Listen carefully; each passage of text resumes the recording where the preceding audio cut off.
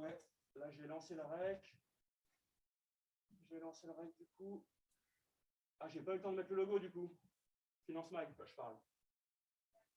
C'est pas grave. Ah bah dis donc ce matin. Tac, tac, tac. J'ai bien lancé l'enregistrement.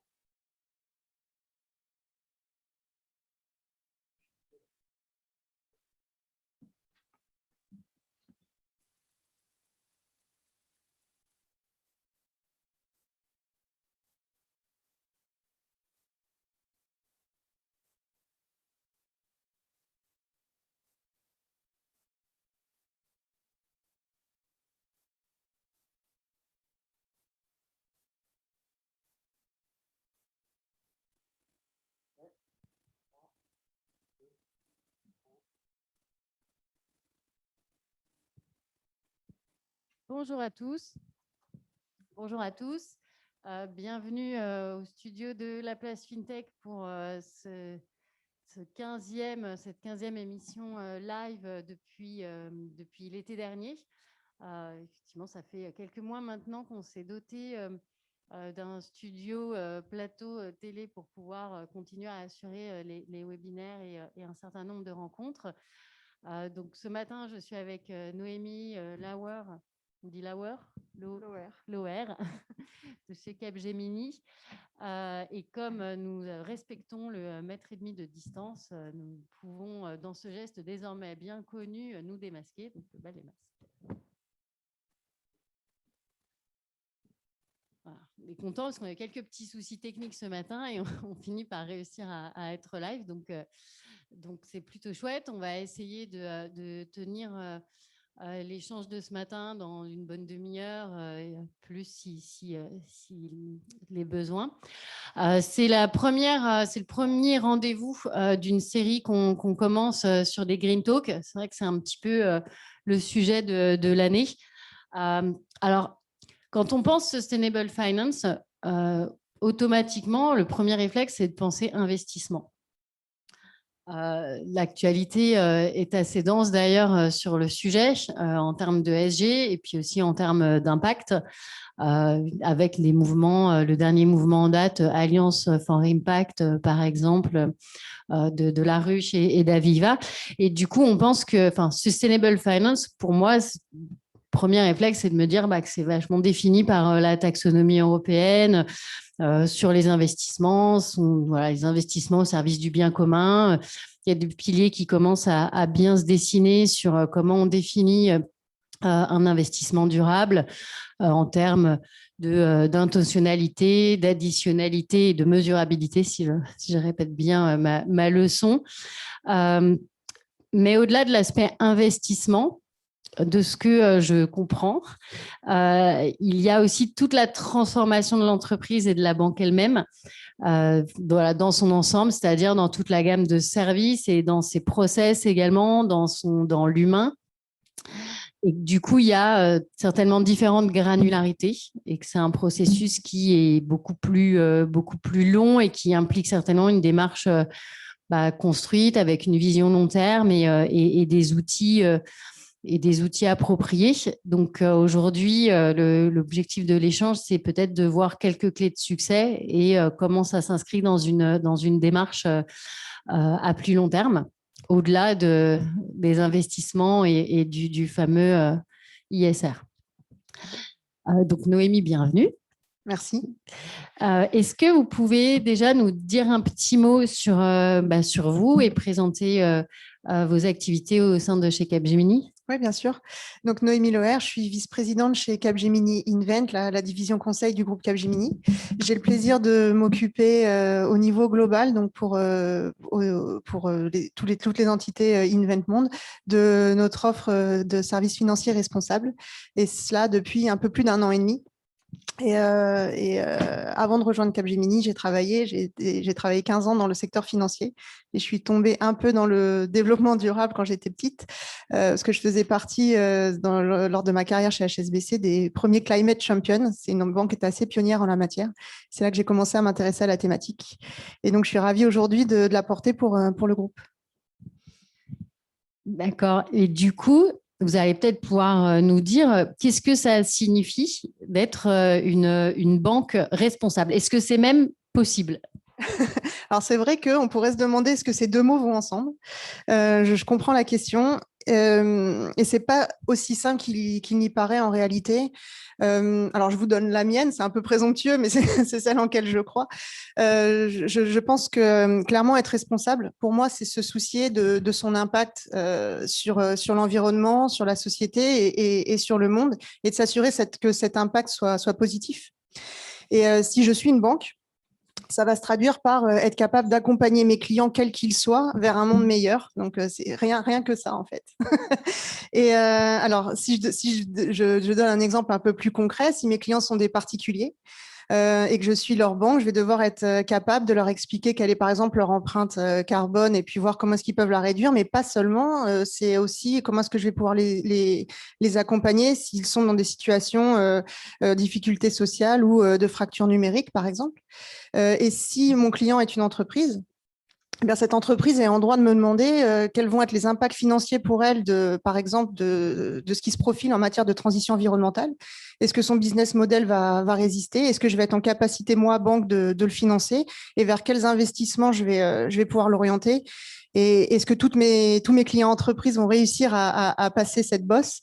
Donc, globalement, à mon avis, la responsabilité pour les banques et le défi pour les banques va se situer plus dans cette capacité à accompagner les clients vers cette transition qu'à se dire de manière assez simpliste, j'arrête de financer tel ou tel pan de l'économie qui, par ailleurs, aurait pour effet de créer, par exemple, des situations de chômage massif. Donc, on voit réellement là que les banques sont dans une situation assez compliquée, un petit peu sur le fil, parce qu'on leur demande, vu de l'extérieur, ah oui, vous financez encore ci, vous financez encore ça, et en réalité, sans regarder vraiment les impacts que ça aurait de stopper ces activités. Et alors qu'en réalité, elles font et doivent faire beaucoup sur la thématique de la transition. Oui, c'est vrai que de côté un peu grand public, on voit plutôt, là, on est à la Bourse de Paris, hein, donc des manifestations sur, parce que je pense que le grand public pense encore qu'il y a beaucoup d'activités au Palais Brognard boursière. Donc, on a souvent des manifestations en face pour inciter les banques à se désengager des industries polluantes, etc. Donc, c'est vrai que c'est ce qui ressort le plus. Mais de ce que je comprends, ça paraît facile de se dire on se désengage ou on s'engage de tel ou tel sujet parce qu'on se dit c'est juste un choix à faire. Alors que ce que j'entends, c'est qu'il y a un accompagnement beaucoup plus fort qui est nécessaire pour accompagner ce changement, mais aussi dans plein d'autres pans, puisque au-delà de l'investissement, il y a sur les clients, il y a des actions pour les clients de sensibilisation, de proposer de nouveaux services, mais ça implique beaucoup plus d'énergie et d'investissement. Est-ce qu'elles sont prêtes ou est-ce que ça va commencer par des tout petits trucs? Alors, est-ce qu'elles sont prêtes et est-ce qu'elles ont envie? Il y a deux questions même, on pourrait dire. Alors, est-ce qu'elles sont prêtes? Alors, la réponse varie vraiment selon les continents et même selon les pays. Il y a des niveaux de maturité assez différents. Donc, si on prend l'Europe, qui est le continent le plus en avance pour l'instant dans la course à la finance responsable, l'Europe du Nord est un peu plus en avance que l'Europe du Sud. Et le régulateur, qui est en général un accélérateur dans ce secteur, se structure pas mal. C'est ce que vous disiez en introduction, et donc donne un certain nombre de guidelines, pardon pour l'anglicisme, et qui commence à se préciser de plus en plus. Néanmoins, si on regarde les États-Unis, par exemple, qui auraient pu commencer la course un peu en retard, le mouvement est à mon avis à surveiller parce que si on regarde les mouvements qu'il y a eu du côté des fournisseurs d'indices, par exemple, avec Moody's et Vigeo, ou les nominations au sein de l'administration Biden et la volonté qu'il met en fait sur ce thème, on peut penser aussi que des nouveaux standards vont émerger rapidement et que même s'ils sont partis un peu en retard, ils pourraient devancer l'Europe. Et l'autre point qui est intéressant, parce que même sans balayer tous les continents un par un, l'Asie arrive aussi, mais l'Afrique également. Et je suis en mesure aujourd'hui de vous dire qu'on a eu on a des demandes de clients de tous les continents. Alors certes, elles sont différentes, avec des niveaux de maturité différents, mais il n'y a pas une banque sur un continent qui ne se pose pas cette question aujourd'hui. Donc ça, c'est déjà un premier point, à mon avis, qui est un marqueur intéressant du mouvement. La deuxième chose, en fait, si je rezoome un peu sur la France, à mon avis, il y a 3 types de questions que les banques se posent et qu'elles nous posent aussi. Donc, la première, en général, c'est le régulateur me le demande. Donc là, il n'y a pas de question d'être prêt ou pas prêt. Il faut que j'y aille, mais combien ça va me coûter d'y aller? Parce qu'en général, un projet, sous l'impulsion du régulateur, nécessite un certain nombre d'investissements pour pouvoir produire les reportings et puis effectuer les contrôles pour s'assurer que ce que je produis est correct, ce qui est normal. Donc, la première question, c'est combien ça va me coûter? Puis c'est un peu le degré zéro de l'engagement. Ouais. Et puis j'imagine que quand on n'est pas proactif, ça coûte forcément plus cher que quand on prend les devants. Alors, oui et non. En fait, prendre les devants, c'est intéressant parce que alors, il y a deux stratégies en vrai. Soit on attend que le régulateur soit mature pour produire directement ce qu'il veut et on fait un pari vis-à-vis des clients de ne pas avoir été très en avance et on attend. Maintenant, le régulateur va quand même pas aussi vite et la société va un peu plus vite que le régulateur. Donc, le risque est de prendre du retard vis-à-vis des clients en réalité. Soit vous courez un peu en avance et là, il faut être assez pragmatique, faire des investissements par petites touches, être capable de répondre au régulateur en même temps qu'il avance en maturité, mais surtout de répondre à ses besoins à soi. Enfin, en tout cas, c'est le conseil qu'on donne aux clients en ce moment sur ce sujet. Mais il y a un investissement. Ça veut dire que là, déjà, il y a un premier point, c'est vrai. Avant de se dire combien ça me rapporte, il y a un petit mouvement qui se dit, mince, combien ça va me coûter? Le deuxième sujet, il est au niveau de la gestion des risques. C'est un nouveau risque à gérer, en fait. Alors, je prends la transition environnementale, c'est un exemple. Mais le risque aussi social et de la fragilisation de la clientèle en est un autre, et encore plus en ce moment.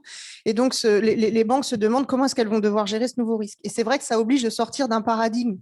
On a l'habitude de réfléchir en bénéfice-risque quand on est banquier. Voilà, je t'octroie un financement, je regarde toujours les deux axes. Et aujourd'hui, on rajoute une troisième patte à cette réflexion, et les banques doivent maintenant jouer avec un triptyque bénéfice-risque et impact. Et c'est particulièrement intéressant parce que ça change quand même complètement la façon de décider, mais ça nécessite aussi d'être capable de mesurer l'impact en question. Le client va me demander un financement, son projet, et à quel point il va avoir un impact réel dans la société. Et est-ce que je suis capable, moi, banque, de l'évaluer? Et est-ce qu'à posteriori, une fois que j'ai financé le projet, je suis capable de vérifier dans mon stock de crédit et de financement que j'ai bien eu l'impact escompté et que mes financements sont bien orientés. Et ça me permet, moi, banque, de calculer mon exposition en termes d'impact positif ou négatif. Donc là, c'est un deuxième défi, une deuxième grande question que les banques se posent. Ouais, je crois qu'on disait le 19e siècle était celui des bénéfices, le 20e celui de risque, enfin, la notion de risque qui est arrivée dans le choix d'investissement du capital, et le 21e siècle est celui de l'impact. J'aime bien ça.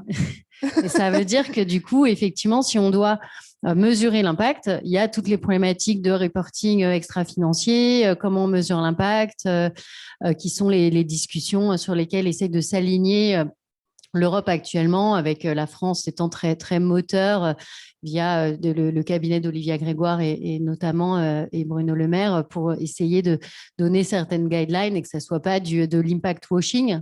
C'est vrai.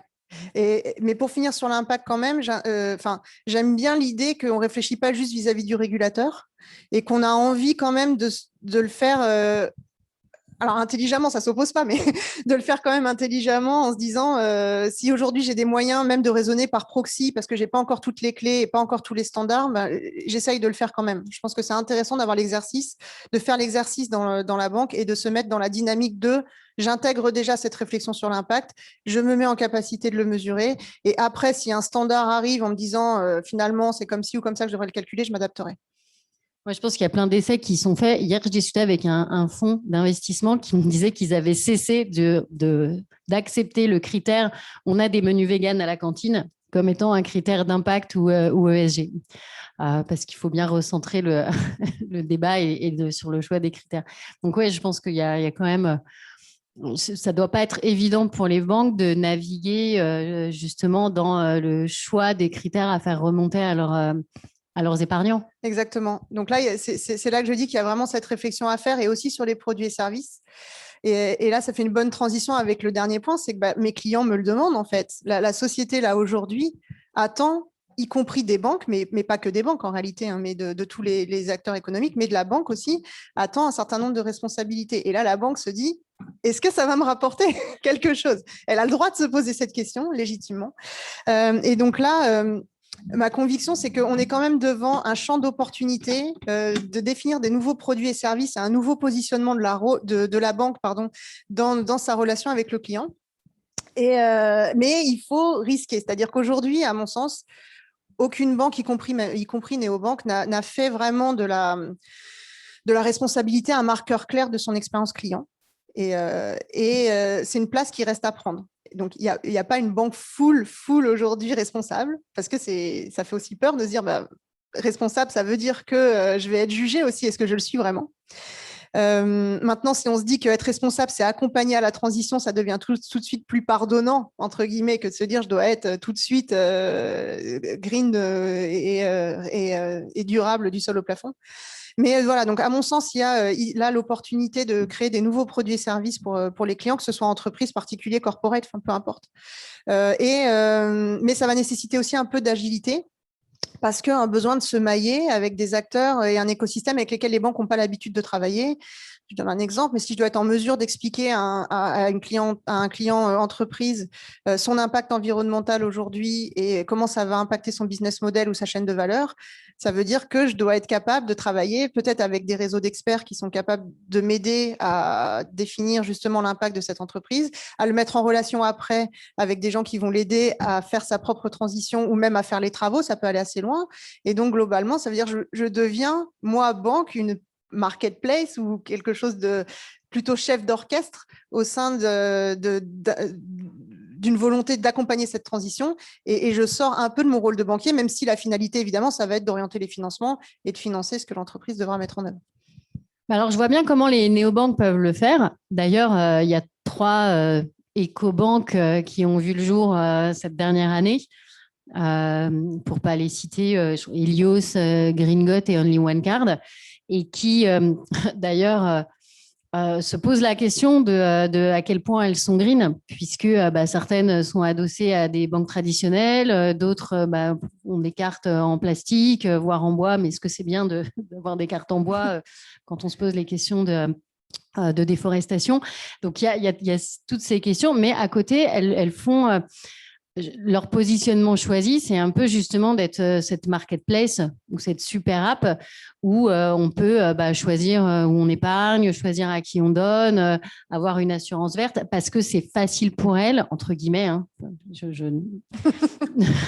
Pardon, je sais que c'est pas évident. Ça n'engage que vous. Tout le monde ne peut pas créer une néobanque du jour au lendemain. Donc, mais au-delà de ça, en tant qu'agrégateur, il n'y a pas toute la dette technique et historique. Et du coup, elles vont chercher les meilleurs services typés impact ou green à agréger et à proposer à leur clientèle. Mais quand on est une banque traditionnelle, comment on peut faire ça ? Comment on peut aller vers ce chemin ? C'est là que moi, je pense que les banques traditionnelles ont une carte à jouer. Parce que déjà, être responsable, c'est pas être green. Et ça, c'est le raccourci un peu des néobanques. Enfin, c'est plus facile d'être green que responsable, en fait. Donc, je reviens sur ce rôle d'accompagnement à la transition. Vraiment, vraiment, la responsabilité des grands groupes bancaires pour moi, c'est vraiment cet accompagnement à la transition. Et donc, c'est pas la carte bleue en bois. J'ai pas d'avis dessus, mais OK, c'est sympa. Mais ça rentre presque dans le greenwashing pour moi. C'est mignon, mais c'est pas ça qui va suffire à tout changer. C'est intéressant. Il y a des initiatives là dans des grands groupes bancaires de travailler sur le recyclage des cartes. Je trouve ça intéressant aussi. Évidemment, il faut le faire, c'est bien. Voilà. Maintenant, je pense que vraiment, la différenciation, elle se fait sur cet accompagnement à la transition, sur ce rôle de proximité, sur le fait de jouer sur le green, certes, mais tout à l'heure, je parlais d'inclusion sociale, de détection des fragilités, de travail sur l'inclusion numérique. Je pense que les banques ont ce rôle à jouer, qu'une néobanque, par définition, ne peut pas faire, puisque ses clients sont déjà, par exemple, si je prends l'inclusion numérique, sont déjà acquis au numérique. Donc, il y a toute une manne de clientèle qui n'est pas concernée aujourd'hui par une néobanque. Ça veut dire qu'aujourd'hui, au-delà du conseil, au-delà des services, il y a cette dimension conseil. Exactement. Qui est prédominante. Exactement. Et c'est là que se fait la différence. Alors, par contre, la difficulté va être d'acquérir les compétences pour être capable de prodiguer ce conseil. Donc, d'abord, bien cibler quel type de conseil on veut donner et jusqu'où, en tant que banque, je veux aller en termes de responsabilité dans ce conseil. Et derrière, doter mes forces de vente des bonnes compétences et que ce soit d'ailleurs des compétences dites hard ou de la posture vis-à-vis des clients pour avoir ce type de discussion avec mes clients. Donc, il y a un enjeu formation. qui est aujourd'hui, j'imagine, hyper important dans Exactement. les banques. OK. Et du coup, pour embarquer tous ces collaborateurs dans le changement, j'imagine que ça ne doit pas être du top-down. Pas que, en tout cas. S'en saisissent. Est-ce qu'il y a des initiatives qui pourraient être, que vous avez observées dans certaines banques ou d'autres acteurs qui pourraient être dupliqués? Alors, c'est intéressant que vous mentionniez d'autres acteurs parce qu'en réalité, quand on regarde par exemple le secteur de l'énergie ou des transports, ça fait un peu plus longtemps qu'ils se posent ces questions que les banques. Et donc, nous, quand on travaille avec les banques, on aime bien utiliser aussi ce qui a été fait par les autres secteurs pour venir accélérer la transformation au niveau des services financiers. Si je reprends les banques, alors il y a quand même un premier pas qui est toujours évident, il est un peu top-down quand même, hein. C'est le point de la stratégie. Alors moi, j'aime bien cette expression qui dit il est temps de croire en ses rêves et d'en faire une stratégie. Et ben, je pense que les banques doivent sauter le pas et intégrer la dimension durable à leur stratégie, pas comme un pilier à côté de leur stratégie, mais quelque chose qui doit être un peu partout finalement dans leur stratégie. C'est une transformation, à mon avis, aussi large que ce qu'elles ont connu sur le digital ou la data. Et donc, il faut être capable d'avoir cette stratégie énoncée et puis de l'infuser à tous les niveaux de l'organisation, y compris les fonctions support qui peuvent se sentir un peu plus loin du client. Elles doivent également vivre ça. On a vu là, avec la loi Pacte, beaucoup d'acteurs se positionner sur leur raison d'être. C'est très intéressant et je pense que c'est un pas hyper utile dans cette dimension de responsabilité, à condition ensuite que cette raison d'être se vive pour de vrai à la fois par les collaborateurs et par les clients, au risque d'être sinon très déceptif vis-à-vis justement de la clientèle et d'être pénalisé 2 fois plus par le marché. Donc, je pense qu'il faut avoir fait ce chemin de la raison d'être, avoir fait ce chemin de la stratégie, de l'infuser, ensuite de regarder son portefeuille de produits et de services, se dire aujourd'hui lesquels j'abandonne parce qu'il y en a peut-être quand même finalement que je vais devoir laisser tomber, lesquels je peux rendre un peu plus responsables et oser cette poche d'innovation dont je parlais tout à l'heure pour aussi se lancer à la découverte de certains produits et services qui n'existent pas encore et qui sont à imaginer. Et on peut le faire assez bien et assez vite, voilà, mais il faut oser en fait. C'est plus un sujet de oser que de trouver le bon produit ou le bon service. Une fois que j'ai fait ça, j'ai besoin également, j'en parlais tout à l'heure, c'est d'intégrer cette dimension d'impact dans mes chaînes de décision.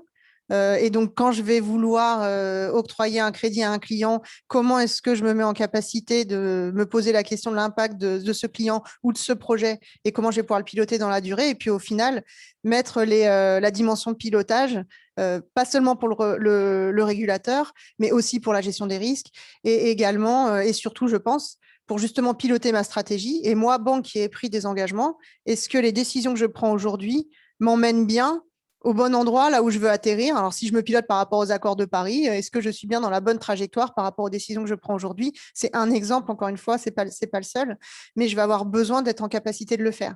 Et c'est ce qu'on mentionnait juste avant. Le point majeur à tout ça, ça va être les collaborateurs.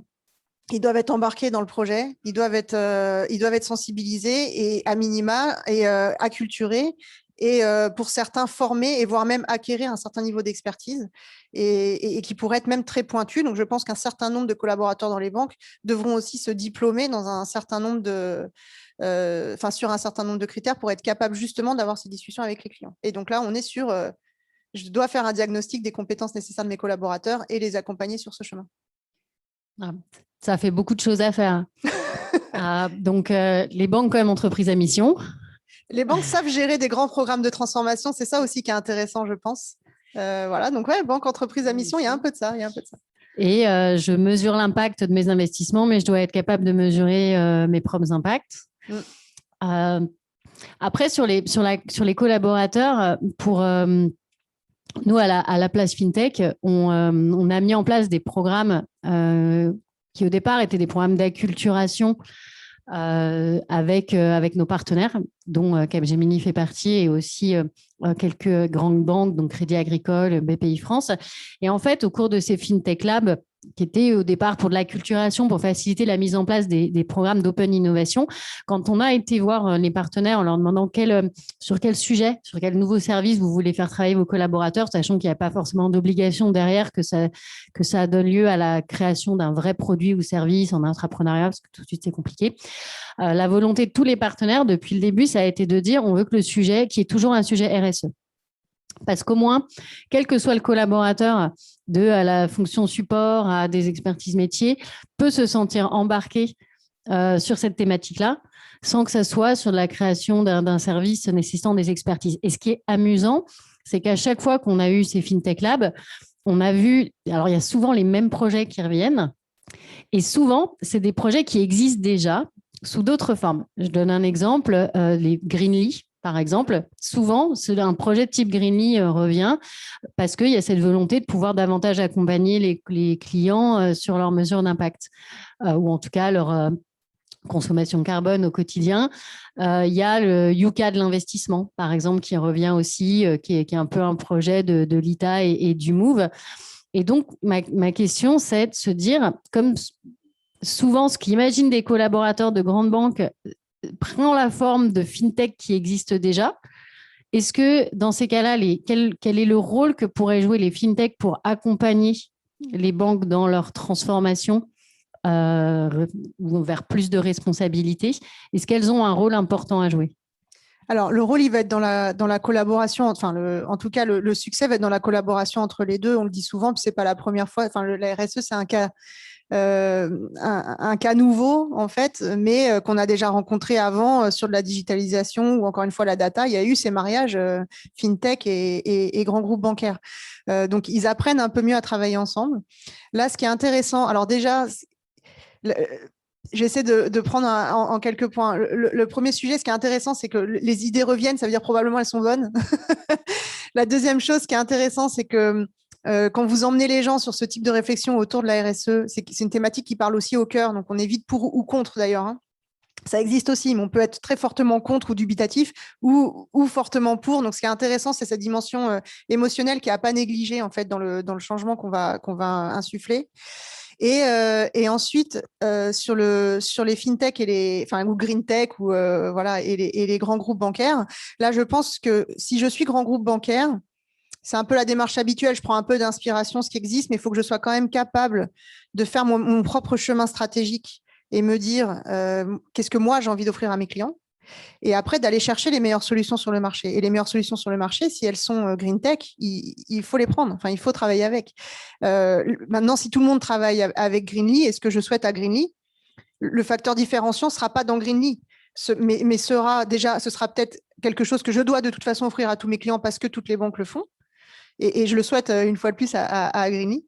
Mais par ailleurs, moi, banque, je dois aussi savoir comment est-ce que je me différencie dans l'expérience de mon client, dans lequel il y aurait Greenly et d'autres choses. Mais moi, qu'est-ce que je veux proposer en fait? Quelle est la valeur que je veux proposer? Donc, c'est pour ça qu'il y a quand même ce petit chemin d'introspection. À mon avis, donc il y a cette phase d'ouverture un peu classique d'inspiration, une phase un peu d'introspection. Moi, banque, qu'est-ce que je veux offrir et où vont être aussi mes différenciants et comment est-ce que j'inscris ça dans mes expériences clients et dans mon expérience de marque. Et derrière, avec qui je me maille pour le faire. Et là, la réponse va être d'ailleurs multiple. Ce n'est pas une green tech, il va sûrement y en avoir plusieurs que je vais devoir orchestrer dans mon expérience client pour pouvoir offrir quelque chose d'un peu différent à ma clientèle. Et que vous connaissez toutes bien chez Capgemini. Donc ça, exactement, on est chef d'orchestre de ce type d'initiative. Donc c'est pour ça que pour nous, c'est intéressant de voir comment est-ce qu'on peut les faire jouer un peu différemment. La partition est un peu différente d'une banque à l'autre, même si des fois, on retrouve évidemment les mêmes acteurs. Peut-être avant de te demander quelques mots pour la fin, je me tourne vers Olivier en régie, parce que je ne vois pas les questions. Donc, si jamais, Olivier, tu vois des questions où tu en as, tu me fais un grand signe et puis on me donne un micro. Et en attendant, du coup, Noémie, est-ce que, voilà, quel serait ton mot de la fin ou peut-être une recommandation que tu aurais pour les banques dans leur démarche? Alors, Oui, on en a parlé, ça a l'air de faire un peu peur dit comme ça, parce que c'est vrai qu'on a résumé un peu tous les axes de changement qu'il allait falloir mettre en œuvre. Donc, c'est vrai que c'est une transformation, à mon avis, qui est aussi importante, ce que je disais tout à l'heure, que la digitalisation. Maintenant, il faut le faire de façon pragmatique, y aller pas à pas, et vraiment commencer par soi, un petit peu, et regarder ce que j'ai envie de faire, et de l'inscrire dans la stratégie. Je le disais tout à l'heure, c'est... le besoin de formation va être important. Le besoin de pilotage va être important. Ça va être les deux endroits, à mon avis, où il va y avoir de l'investissement avec la partie offre et service.